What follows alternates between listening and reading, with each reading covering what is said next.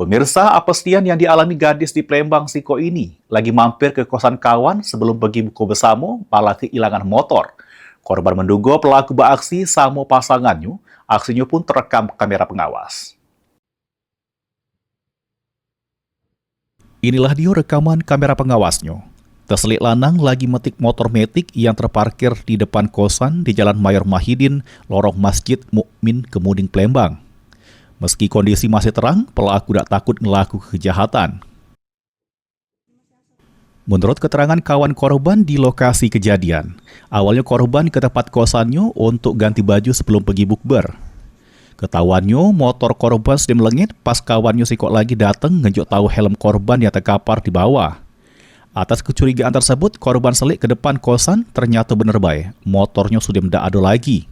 Aksi curanmor tersebut tidak dilakukan Siko Wong. Diduga ada keterlibatan Betino yang menuntun pelaku utama untuk melancar ke aksinya. Itu bukan cuma satu orang, tapi 2 orang sama cewek. Nah, ceweknya itu nggak tahu lewat mana, tapi di CCTV di rumah itu nggak ada ceweknya.